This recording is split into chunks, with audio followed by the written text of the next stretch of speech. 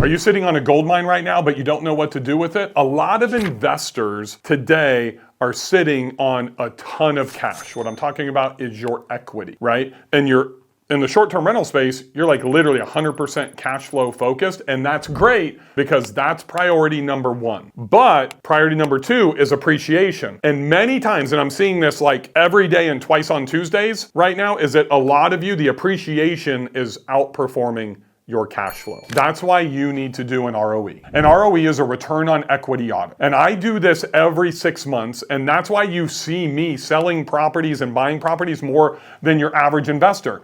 And honestly, don't tell anybody, but that's why I make more money than they do.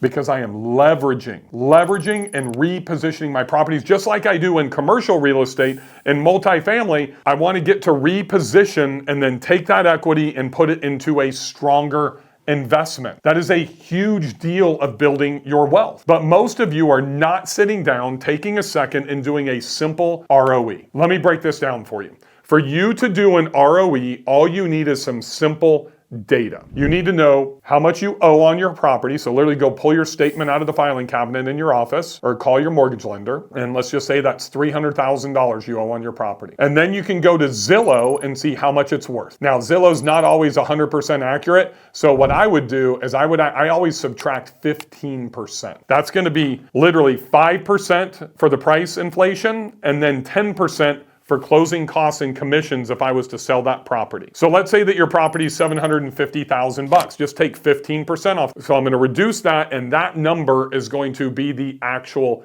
equity that I have. Did you grab it? So that's $112,500. So what's 750 minus $112,500? We're talking like $635,000 roughly, right? So if I owe 300 and I have 635,000 in equity, that means that I have what? $335,000 to be able to play with. Now, let's hypothetically say that you're making $30,000 a year. That is an 11-year payback. Here's the magic number, folks. For most average investors, if your return is 8 years or longer, you should sell the property and you should reinvest that capital into something else. Imagine if I dumped $350,000 on this table right in front of you and said, I'll take your property, I'll pay it off, I'll buy it from you, and I'm going to give you this $350,000 in cash. You can go reinvest it anywhere that you want.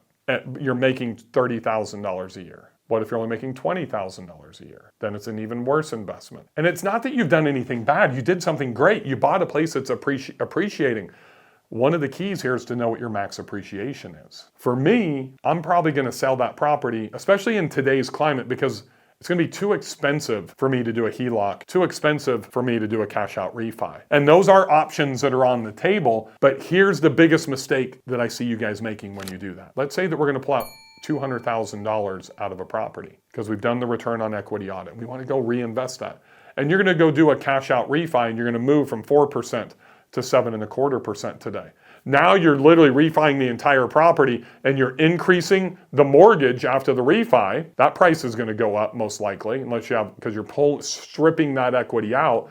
Now we're paying 7.25% on that $200,000 that we're borrowing and we're putting that into a new property. What is your payback time for that $200,000? Most people don't set one. So for me, I want to pay that back in like 4 years. That's going to be a significantly high payment that I'm going to have to pay back, whether it's a HELOC or a cash out refi, so that way I can get that cash back and go and reinvest it. And I'm really got to be diligent if I'm doing a HELOC because that's going to tie up that other asset. These are the things that I want you to think about because this is how you're going to leverage. That's why the majority of the time I sell also, because I don't want to have 50 properties in my portfolio. I want to have the highest cash flowing assets in the highest appreciating markets. That's why I'm investing heavily into Whitefish, Montana right now. It's a hard market for a lot of people to cash flow in, but the appreciation is off the hook. I just got 20% appreciation in 6.5 months. Let that sink in on a $2.9 million property.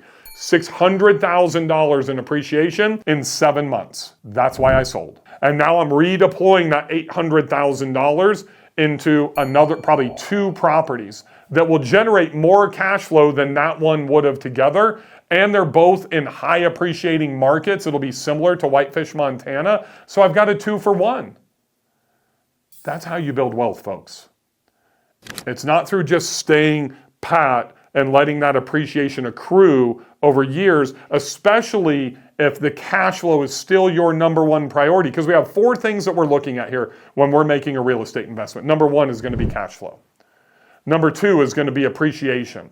Number 3 is debt pay down, and number 4 are going to be the tax benefits. If you're focusing on those 4 things, and you can move them around, because understand, when I first started with that first $126,000 investment, cash flow was the most important thing to me. 10 years later, today, it's not. I've actually taken and put appreciation as number 1, and then number 2 for me is cash flow, and then number 3 are the tax benefits. The problem is a lot of you that are wealthy are moving tax benefits into that number 1 slot, and then you have cash flow in number 2, and really cash flow is almost down to like number 3 or number 4 because you're really only thinking, wow, I'm a high income earner, I got to get those tax benefits, and then I'll figure out what to do with that cash flow. You still always need that property to cash flow. I would never advise anybody to move number 4, which is tax benefits, into that number 1 slot. It's always got to be number 2 at the highest. So if you want to learn how to do a return on equity audit, it is super simple. Property payoff, how much you owe on it, what's the current value, and if you can get a real estate agent to run comps, that's great. That's the best way to be able to show you what your real estate value is, or just use Zillow and take 15% off, 5% for inflated pricing, and then 10% for closing costs. And then that delta is going to be the equity you're going to be able to strip and have to go and reinvest. Now, if you're a fireman or something, you go to a fireman's credit union or a teacher and you can get 4 or 5%, then I would consider a cash out refi, or I would consider a HELOC potentially. But for the average person that's going to be at 7, 7.25, 7.5, I probably wouldn't do that at this point.